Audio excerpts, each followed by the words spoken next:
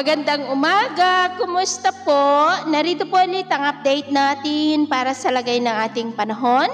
Ngayong umaga po ng March 18, 2025. Sa ngayon po ay nananatili na walang anumang banta ng sama ng panahon sa loob at labas ng ating area of responsibility, pero may mga weather system na umiiral po ngayon dito sa ating bansa. Hanging amihan ang nakakaapekto dito sa Luzon, ang shear line sa may Visayas at easterlies po sa Mindanao. At sa ating long range forecast, consistent pa rin naman po na walang bagyo na namamataan na tatawid sa ating kalupaan for the next 2 weeks, pero hindi pa rin inaalis ang posibilidad na may isang sama ng panahon na maaaring mabuo sa silangan ng ating bansa sa susunod pa na mga araw.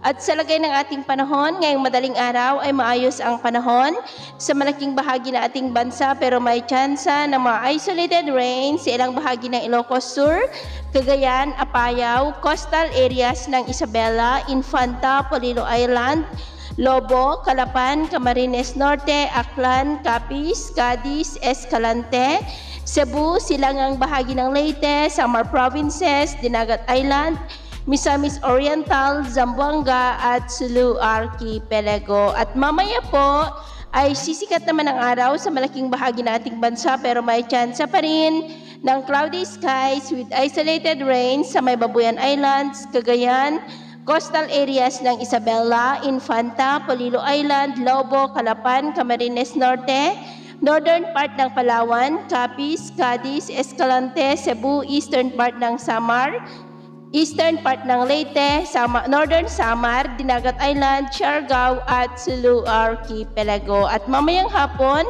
may tsansa pa rin ng mga isolated rain sa ilang bahagi ng ating bansa, kaya kung lalabas tayo sa ating matahanan, ugaliin lamang po natin lagi ang magdala ng kahit na nang panangga natin sa init ng araw at proteksyon na rin po sa mga biglaang buhos ng ulan. At sa atin naman po mga baybayin, maalon po ngayon sa mga baybayin ng Northern Seaboard ng Northern Luzon, maging sa silangang baybayin ng Central Luzon, maging sa mga baybayin ng Northern Seaboard ng Camarines Provinces, Northern Seaboard ng Eastern Samar at Catanduanes, maging po sa mga seaboard ng Northern Samar at Eastern Samar, na ang mga alon dyan ay posible po na aabot hanggang sa 2.1 to 3.5 meters height.